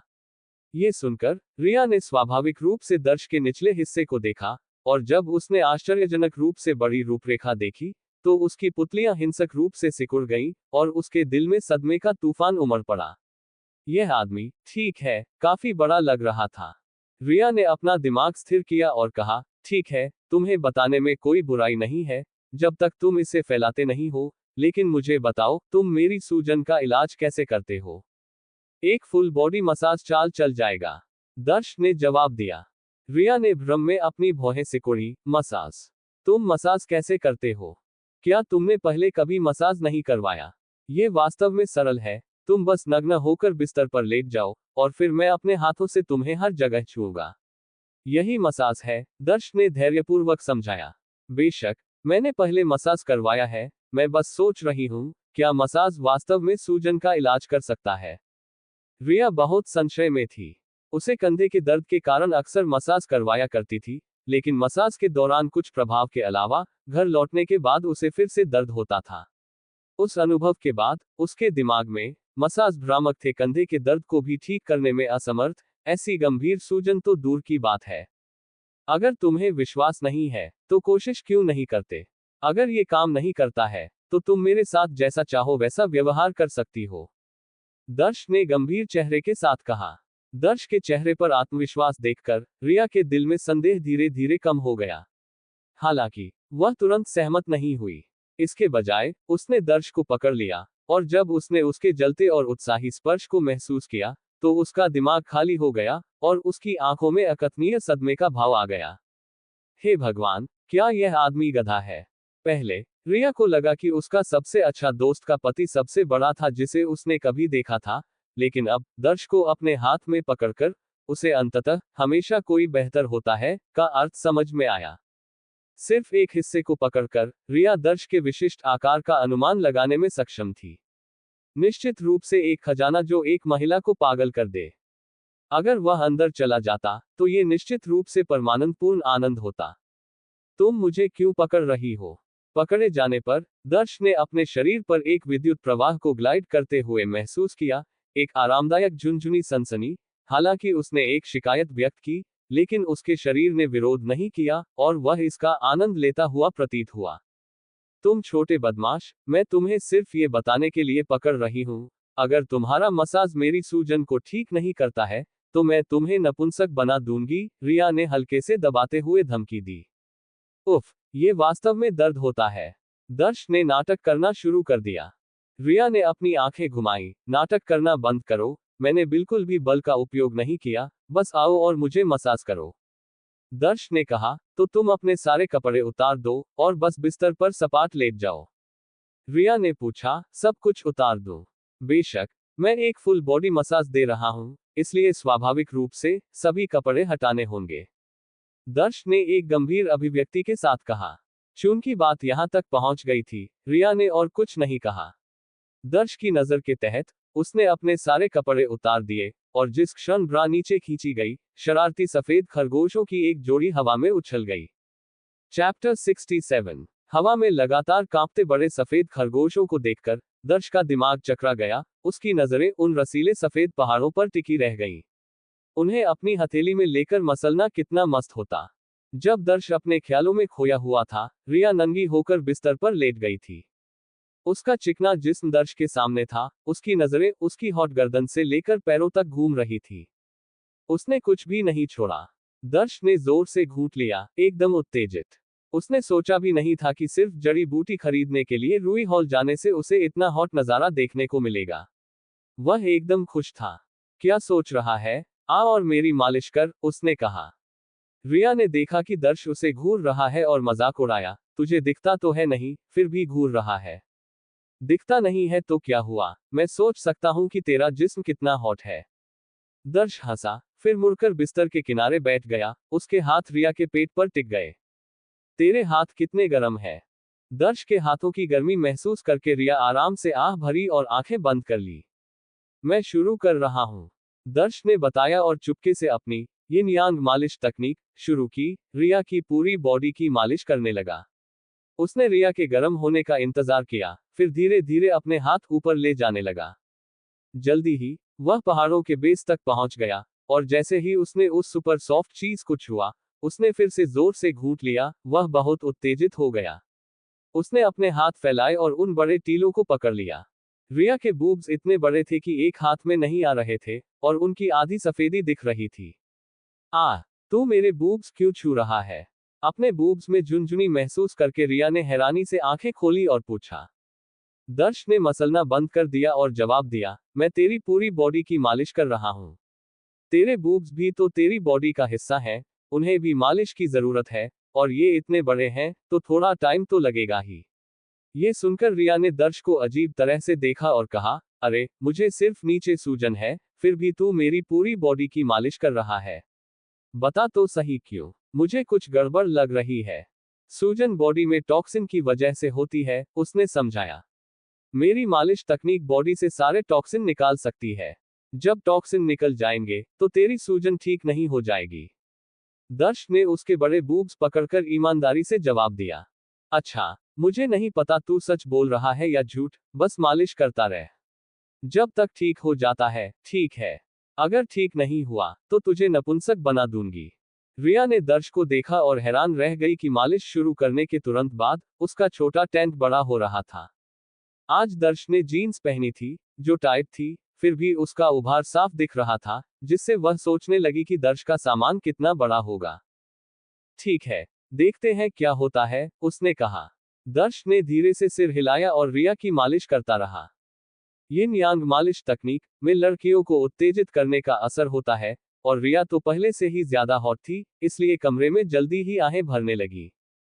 कितना उत्तेजित करने वाला। रिया की आहें सुनकर दर्श ने उस पर झपटने की इच्छा को दबा दिया। उसके हाथ मालिश करते रहे, कुछ मिनटों तक उसके बूब्स मसलते रहे और फिर नीचे की ओर बढ़ने लगे। आखिर में उस कोमल जगह तक पहुंच गए जिसकी हर लड़के को चाहत होती है। यहां भी मालिश करेगा? दर्श की हरकतों को महसूस करके रिया ने अपनी धुंधली आंखें खोली और पूछा। मेरी मालिश के बाद तेरी बॉडी के सारे टॉक्सिन यहां जमा हो गए हैं और अब मुझे उन्हें बाहर निकालने के लिए मालिश करनी होगी, दर्श ने समझाया। पहले की मालिश से रिया पहले से ही उत्तेजित थी, और अब दर्श चाहे जो भी कहे, वह मना नहीं करेगी, बल्कि अपनी बॉडी घुमाकर दर्श को जल्दी मालिश शुरू करने के लिए कहेगी। जैसे ही रिया ने अपनी बॉडी घुमाई, उसके नीचे के हिस्से में एक खिंचाव महसूस हुआ, जिससे दर्श की उंगली बिना हिलाए ही अंदर चली गई। गर्मी से उसका शरीर तन गया और सांसें तेज हो गईं। दर्श को सबसे ज्यादा हैरानी इस बात की हुई कि ऐसा लग रहा था कि उसका निचला हिस्सा एक मुंह है, जो लगातार उसकी उंगली को चूस रहा है। वाह, इस लड़की को तो ये ट्रिक भी आती है। सिर्फ एक उंगली डालने पर चूसने का एहसास हो रहा था। अगर वह अपना सामान अंदर डालता तो कितना मस्त लगता। हम उस जबरदस्त भरेपन को महसूस करके रिया ने सेक्सी आवाज निकाली, और उसके चेहरे पर भी खुशी साफ दिख रही थी। दर्श के अंदर मालिश शुरू करने के साथ रिया की आहें और तेज हो गईं। तू दूसरों के साथ वो करते वक्त भी ऐसे ही कराती है? दर्श ने उंगलियों से मालिश करते हुए पूछा। हाँ, कभी कभी और भी जोर से। तुझे कैसा लगा? अच्छा लगा। रिया ने कामुक नजरों से दर्श को देखा, उसकी आवाज धीमी थी जैसे उसने पूछा। हाँ, बहुत मस्त था, मैं भी उत्तेजित हो गया। दर्श हंसते हुए बोला। ये सुनकर रिया ने नीचे देखा और बढ़ते हुए उभार को देखकर उसकी आंखें फैल गईं। आखिर में उसने पूछा, डॉक्टर दर्श, ये यहाँ से बहुत बड़ा दिख रहा है, कितना बड़ा है? दर्श ने जवाब दिया, लगभग 25 या 26 सेंटीमीटर। 25 या 26 सेंटीमीटर। ये सुनकर रिया की आंखों में हैरानी छा गई, और उसने हैरानी से कहा, तू जरूर फेंक रहा है, मैंने बहुत लड़कों को देखा है, इतना बड़ा कभी नहीं देखा, तू झूठ बोल रहा है।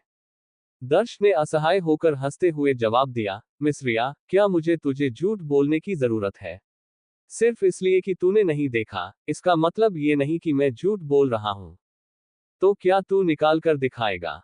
रिया को दर्श की बात पर बिल्कुल भरोसा नहीं हुआ। मिस रिया, मैं अभी तेरा इलाज कर रहा हूं।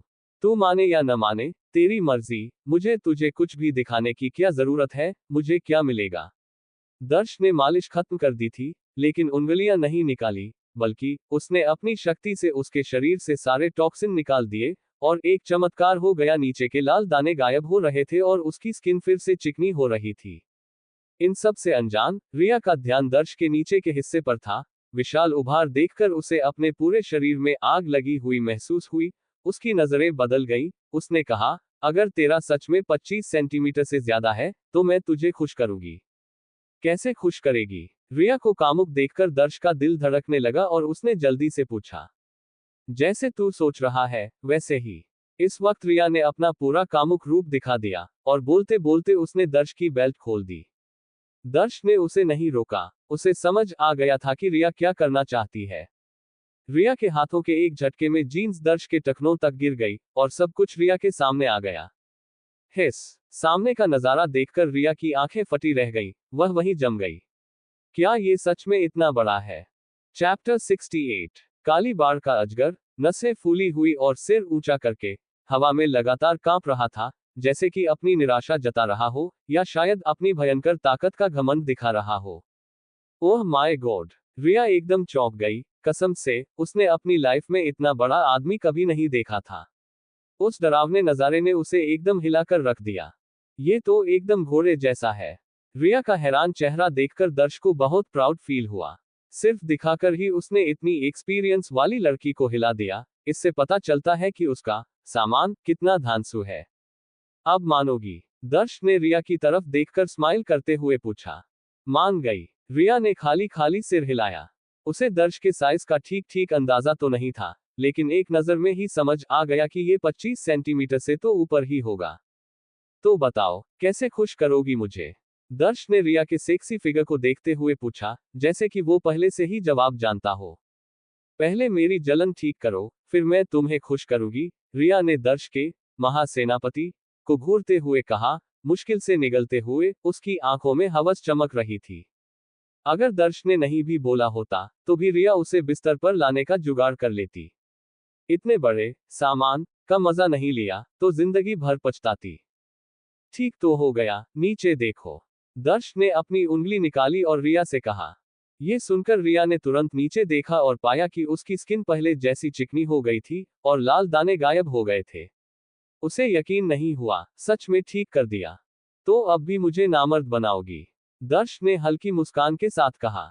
ही। रिया हंस पड़ी। दर्श का हाथ पकड़कर, उसकी आंखों में नशा था, और वो नखरे से बोली, अगर तुम मेरी जलन ठीक नहीं भी करते, तो भी मैं तुम्हें नामर्द नहीं बनाती। पकड़े जाने पर दर्श को कर्क जैसा झटका लगा। वो सनसनी उसे एकदम मदहोश कर रही थी, और उसके चेहरे पर खुशी झलक रही थी। खासकर जब रिया का छोटा हाथ धीरे धीरे उसे सहलाने लगा, तो उसकी सांसें और भी तेज हो गईं। रिया ने अपने हाथ में गर्म और सख्त खजाना महसूस किया, तो उसकी अपनी सांसें भी तेज हो गईं। खासकर जब मर्दाना खुशबू उसके चेहरे पर लगी, उसकी आंखें धुंधली हो गईं, और हवस ने उसके दिमाग से सारा होश उड़ा दिया। उस तरह की चीजों की शौकीन लड़की के लिए दर्श किसी खजाने से कम नहीं था, और उसने उसका हाथ पकड़कर उसे अपने ऊपर खींच लिया। रिया के नर्म, खुशबूदार जिस्म पर लेटकर दर्श को ऐसा लगा जैसे उस पर बिजली गिर गई हो, सोचने की सारी ताकत खो गई हो। उसकी सांसें जंगली जानवर की तरह तेज हो रही थी, जो कभी भी बेकाबू हो सकता था। मुझे किस करो। रिया की बाहों ने दर्श की गर्दन को जकड़ लिया। रिया के बोलते ही उसके मुंह की खुशबू दर्श के चेहरे पर फैल गई, और उस खुशबू ने नशे की तरह काम किया। दर्श ने तुरंत अपना आपा खो दिया, और बिना सोचे समझे उसने अपना सिर झुकाया और रिया के सेक्सी होठों को चूम लिया। रिया इस मामले में माहिर थी। जैसे ही उनके होंठ मिले, उसकी जीभ ने दर्श के मुंह में घुसने की कोशिश की और उसकी जीभ से उलझ गई। उनकी जीभें जंगली होकर उलझ गईं, लार का आदान प्रदान हुआ, और वो जोरदार किस करने लगे। किस करते हुए दर्श के हाथ इधर उधर घूमने लगे, रिया के परफेक्ट जिस्म को छूते हुए, उसकी स्किन के हर इंच को सहलाते हुए। रिया तो और भी दीवानी हो रही थी। उसका छोटा हाथ दर्श के महासेनापति को पकड़े रहा, छोड़ने का नाम नहीं ले रहा था, जैसे कि उसे डर था कि उसका प्यारा खजाना कहीं गायब न हो जाए। उन्होंने 10 मिनट से ज्यादा किस किया, सिर्फ तब अलग हुए जब उन्हें घुटन होने लगी। जल्दी से अंदर डालो, तुम्हें मजा आएगा। उसका खूबसूरत चेहरा लाल हो गया था। रिया हाँफते हुए बोली, नहीं, ये अंदर नहीं जा सकता। दर्श ने धीरे से अपना सिर हिलाया, रिया का प्रपोजल ठुकरा दिया। साफ था कि रिया को दर्श के मना करने की उम्मीद नहीं थी। उसने हैरान होकर उसकी तरफ देखा और पूछा, क्यों, तुम्हें मजा नहीं चाहिए? मुझे डर है कि मैं तुम्हें फाड़ दूंगा। दर्श ने सीरियस होकर कहा। ही। दर्श का सीरियस चेहरा देखकर रिया हंस पड़ी। बेबी, मुझे तुम्हारे फाड़ने का डर नहीं है, और मुझे तो यही चाहिए। साफ था कि रिया को लगा कि दर्श डबल मीनिंग बात कर रहा था, और उसने, उस चुलबुली लड़की ने, पूरा साथ देना शुरू कर दिया। दर्श ने सीरियस होकर कहा, रिया जी, मैं सच कह रहा हूं। तुम्हारी जलन अभी ठीक हुई है, और मैं थोड़ा बड़ा हूं, अगर अभी किया तो सच में फट जाओगी। दर्श के चेहरे के भाव से रिया समझ गई कि वो मजाक नहीं कर रहा था। उसे दर्श को निगलने का मन तो कर रहा था, लेकिन वो ऐसी बातों में रिस्क नहीं लेना चाहती थी। उसने पूछा, तो कब कर सकते हैं? दर्श ने कहा, थोड़ा ठीक हो जाओ, कम से कम 1 हफ्ता। ठीक होने के बाद तुम्हें कहाँ ढूंढूं? रिया बहुत परेशान थी। उसे डर था कि अलग होने के बाद वो दर्श से कभी नहीं मिल पाएगी। अगर सच में मन है, तो रेखा के ब्लाइंड मसाज क्लिनिक में आना, मैं वहां थेरेपिस्ट हूं। दर्श बिस्तर के किनारे बैठ गया। उसका दायां हाथ रिया की कमर पर था। वो उसके भरे हुए, नर्म जिस्म को सहला रहा था। तुम मसाज थेरेपिस्ट हो? रिया की आंखें चौंक गईं। मुझे लगा तुम डॉक्टर हो। तुम्हारे पास इतना अच्छा टैलेंट है, फिर मसाज क्लिनिक में थेरेपिस्ट क्यों हो? ये तो टैलेंट की बर्बादी है। दर्श मुस्कुराया और कहा, शायद मैं किसी दिन डॉक्टर बन जाऊं। धड़ाम, धड़ाम, धड़ाम। तभी किसी ने दरवाजा खटखटाया, और रूई की आवाज बाहर से आई, दर्श, इलाज कैसा चल रहा है? सब ठीक तो है? दर्श ने कहा, सब ठीक है, बस आता हूं। ठीक है, मैं क्लिनिक में तुम्हारा इंतजार करूंगी। इसके साथ ही कदमों की आवाज दूर हो गई। आज मजा नहीं हो पाएगा, फिर कभी बात करेंगे। दर्श भी मन ही मन निराश हुआ। रिया वाकई हॉट और एक्सपीरियंस वाली थी। उसके साथ मजा करने में जरूर बहुत मजा आता। लेकिन रिया का जिस्म अभी तैयार नहीं था, और अगर जबरदस्ती की और उसे सच में चोट लग गई, तो रिया का पति हाथ में चाकू लेकर उसके पीछे पड़ जाता। चलो बाहर चलते हैं, रूई परेशान हो रही है। ये कहकर दर्श अपनी पैंट पहनने लगा। 1 मिनट रुको। रिया की आंखें चमक उठी। उसने दर्श को पैंट पहनने से रोका। उसकी नशीली आंखें रेशम की तरह सेक्सी थी। उसके चेहरे पर हल्की मुस्कान थी। जल्दी क्या है? अगर मैं नीचे से तुम्हें खुश नहीं कर सकती, तो मेरे पास और भी तरीके हैं। कैसे तरीके? दर्श चौंक गया और पूछा, जल्दी पता चल जाएगा। रिया जमीन पर झुक गई, दर्श को नशीली नजर से देखा। उसने दर्श के महासेनापति को पकड़ा, अपना सेक्सी मुंह खोला और धीरे धीरे अंदर करने लगी। चैप्टर 69 हिस। संकुचन की गर्म अनुभूति ने दर्श के शरीर को थोड़ा झकझोर दिया, जैसे कि उसे बिजली का झटका लगा हो, लेकिन उसने रिया के कार्यों का विरोध नहीं किया, इसे उपचार के लिए चिकित्सा शुल्क माना। अगले ही पल उसके हाथ रिया के बालों पर टिके और उसने चुपचाप आनंद लेने के लिए अपनी आंखें बंद कर ली। हालांकि रिया 5 से कम पुरुषों के साथ नहीं रही थी, लेकिन उसने पुरुषों की सेवा के लिए शायद ही कभी अपने मुंह का इस्तेमाल किया था, इसलिए उसके मौखिक कौशल कुशल नहीं थे। हालांकि इस क्षण वह उस आदमी को खुश करने के लिए अपनी सभी तकनीकों का उपयोग कर रही थी जिससे वह पहली बार मिली थी। जब उसने दर्श के चेहरे पर आनंद का भाव देखा, तो वह बहुत खुश हुई, जैसे कि उसे बहुत प्रोत्साहन मिला हो, और वह और भी लगनशील हो गई। रिया को चिंता थी कि उनके अलग होने के बाद दर्श उसे भूल जाएगा। ऐसा करके वह दर्श को अच्छा महसूस कराना चाहती थी। केवल एक आदमी को अच्छा महसूस कराकर ही वह उसके दिल में जगह बना सकती थी। जल्द ही 15 मिनट बीत गए। क्योंकि दर्श की संपत्ति वास्तव में दुर्जय थी, रिया का मुंह दुख रहा था और उसे अपने गले में जलन भी महसूस हो रही थी। कोमल सिसकियों के साथ उसने उसे बाहर थूक दिया। तुम क्यों रुक गई, अभी खत्म नहीं हुआ? दर्श ने पूछा, अभी तक संतुष्ट नहीं हुआ।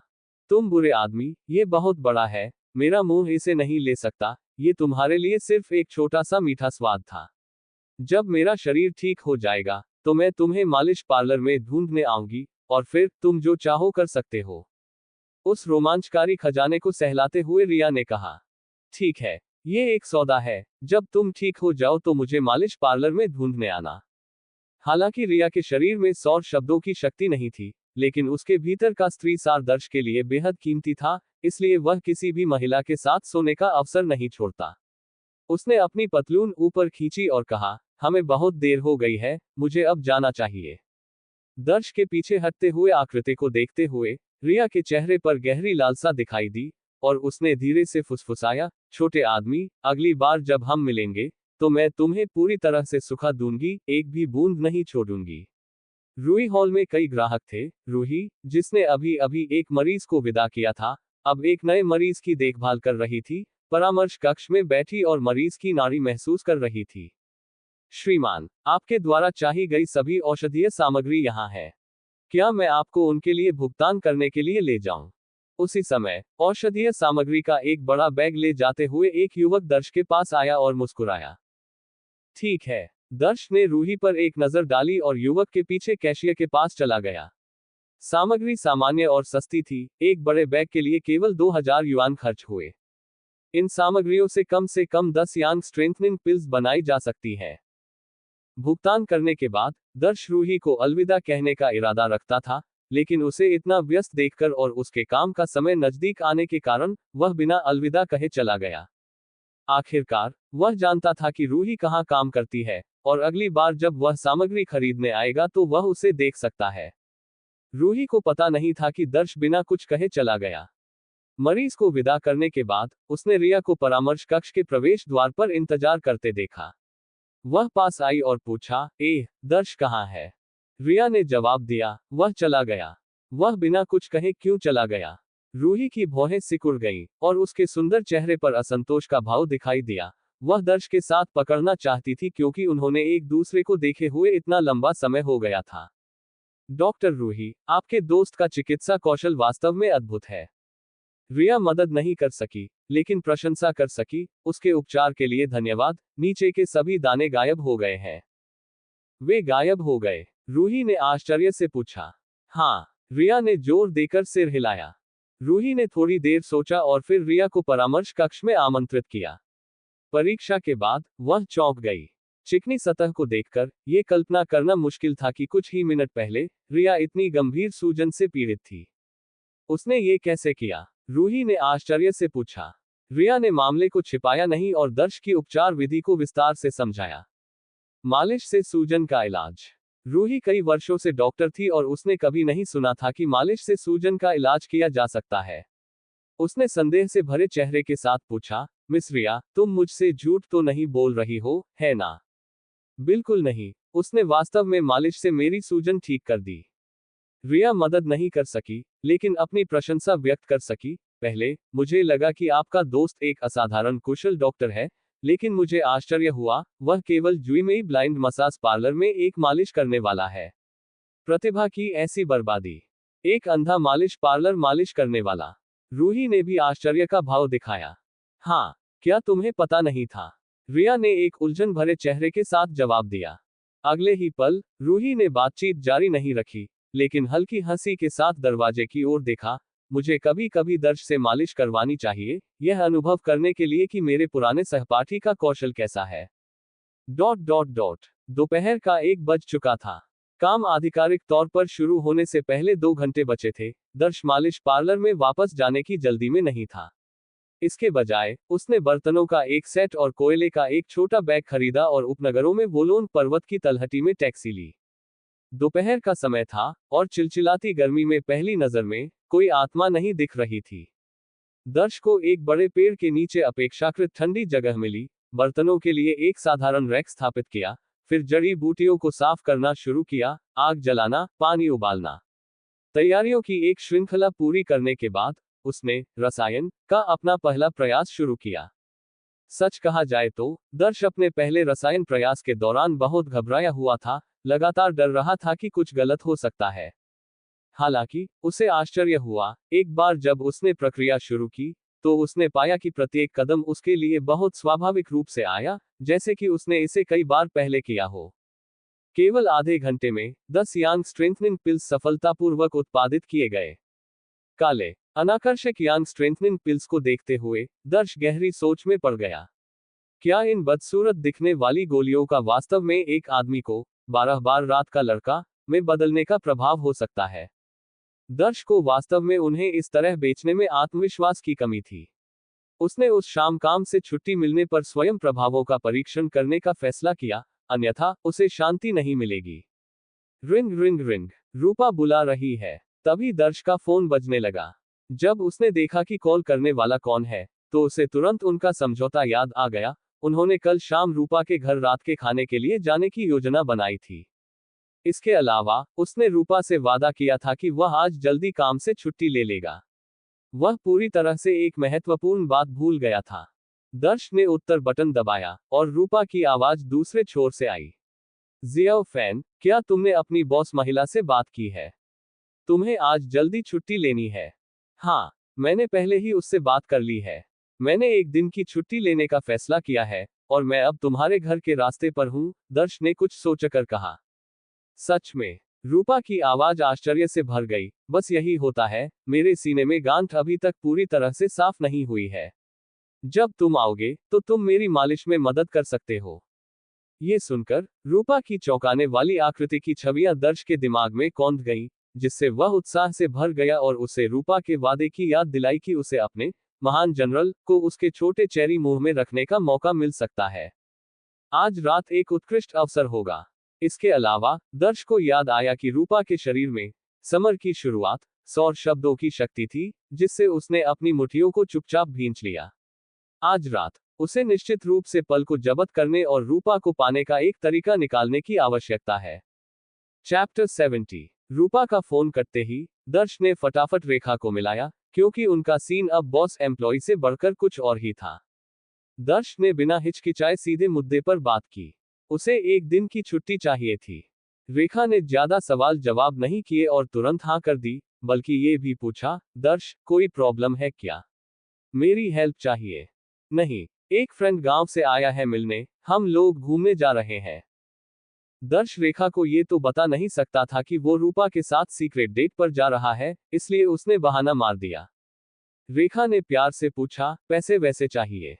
दर्श ने मना कर दिया, नहीं, मेरे पास अभी बहुत हैं, थैंक यू बहन। दोनों थोड़ी देर और बतियाए, फिर दर्श फोन काटने ही वाला था कि रेखा को कुछ याद आया। दर्श, कल आओगे ना काम पर? हाँ। क्यों? दर्श ने पूछा। कल सुबह 8 बजे घर पर रेडी रहना। मैं तुम्हें बॉडी चेकअप के लिए ले जाऊंगी। हमारे मसाज पार्लर का स्पेशल ट्रीटमेंट है, चेकअप तो बनता है। टेंशन मत लो, छुट्टी नहीं लगेगी, पैसे भी पूरे मिलेंगे, रेखा ने हंसते हुए कहा। दर्श को देखकर अच्छा लगा कि रेखा ने उसका कितना ख्याल रखा है। उसने खुशी से हाँ कर दी। ठीक है, कल सुबह 8 बजे मैं किलिन डिस्ट्रिक्ट के गेट पर मिलूंगा। फोन कटने के बाद दर्श ने 10 यांग स्ट्रेंथेनिंग पिल्स को प्लास्टिक बैग में लपेटा और पॉकेट में डाल लिया। फिर उसने जड़ी बूटियों का बचा हुआ कचरा सड़क के किनारे कूड़ेदान में फेंक दिया। सब निपटाकर दर्श रूपा के घर की तरफ भागा। वो रूपा के साथ थोड़ी देर भी गुजारने के लिए बेताब था। उधर जियोमी ब्लाइंड मसाज पार्लर के ऑफिस में अरुण ने रेखा को फोन काटते देखा। उसकी आंखों में शैतानी चमक थी।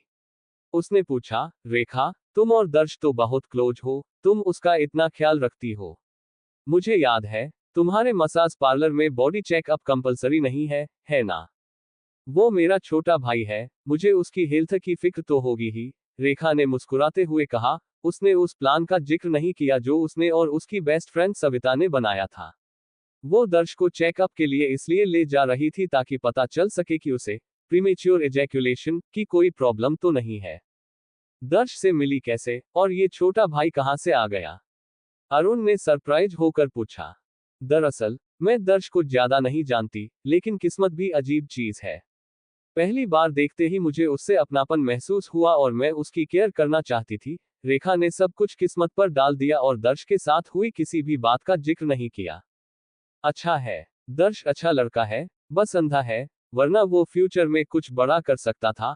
अरुण ने तारीफ की, फिर टॉपिक चेंज कर दिया। वैसे तुम्हारी छोटी आंटी बिजनेस ट्रिप पर गई थी, उन्हें गए इतना टाइम हो गया, उन्होंने फोन किया नहीं? अपनी छोटी आंटी का नाम सुनते ही रेखा की मुस्कान गायब हो गई। उसने सीरियस होकर कहा, मुझे 1 महीने से उनकी कोई खबर नहीं है। मैंने बहुत कॉल किए, लेकिन सब बेकार। भाई अरुण, तुम्हें लगता है उन्हें कुछ हो गया है? टेंशन मत लो, तुम्हारी छोटी आंटी सिर्फ बिजनेस ट्रिप पर है। उन्होंने दुनिया देखी है, वो बहुत स्ट्रांग है, उन्हें कुछ नहीं होगा, अरुण ने समझाया।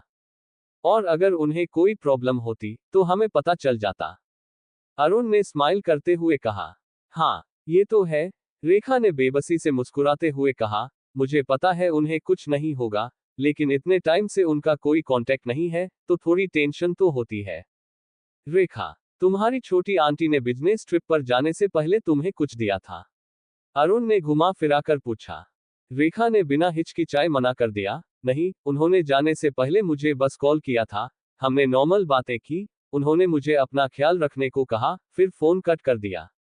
मुझे पता भी नहीं था कि वो ट्रिप पर जा रही हैं, मुझे लगा नॉर्मल कॉल है। श्योर हो? अरुण ने फिर पूछा। रेखा ने कहा, भाई अरुण, हम इतने सालों से एक दूसरे को जानते हैं, क्या मैं तुमसे झूठ बोलूंगी? वैसे भी वो मुझे जो भी भेजती हैं, तुम ही तो लाते हो। अरुण ने ज्यादा सवाल नहीं किए। उसने बस हाँ में सिर हिलाया, लेकिन उसकी नजर रेखा के चेहरे पर टिकी रही, जैसे कुछ समझने की कोशिश कर रहा हो। लेकिन काफी देर घूरने के बाद भी रेखा का चेहरा नॉर्मल था, उसकी आंखों में कोई झूठ नहीं था। अरुण ने हार मान ली और टॉपिक चेंज कर दिया। दोनों ने थोड़ी देर और बातें की, फिर अरुण काम का बहाना बनाकर चला गया। जियोमी ब्लाइंड मसाज पार्लर से निकलने के बाद अरुण सड़क के किनारे खड़ी एक ब्लैक मर्सिडीज में बैठ गया। उसने आंखें बंद कर ली और कनपटियों को दबाने लगा। वो बहुत थका हुआ लग रहा था। वरुण, जो ड्राइविंग सीट पर बैठा था, उसने पीछे मुड़कर अरुण को देखा। उसने धीरे से पूछा, भाई अरुण, रेखा से गैंग एडिक्ट का पता चला? नहीं, अरुण ने सिर हिलाया। रेखा ने कभी हमारा साथ नहीं दिया, लेकिन वो बहुत चालाक है। मुझे लगता है उसे कुछ शक हो गया है और वो जानबूझकर मुझसे छुपा रही है। वरुण ने पूछा, मतलब गैंग एडिक्ट उसके पास है? अरुण ने वरुण को देखा और कहा, और क्या? मैंने इस बीच कुछ सीक्रेट इन्वेस्टिगेशन की है, मुझे वीरा के बारे में कुछ पता चला है। उसे कैंसर है और वो कहीं छिपकर इलाज करवा रही है। अगर वो ठीक नहीं हुई, तो वो गैंग का कुछ करेगी, और रेखा उसकी सबसे भरोसेमंद है, तो गैंग एडिक्ट उसी के पास होगा।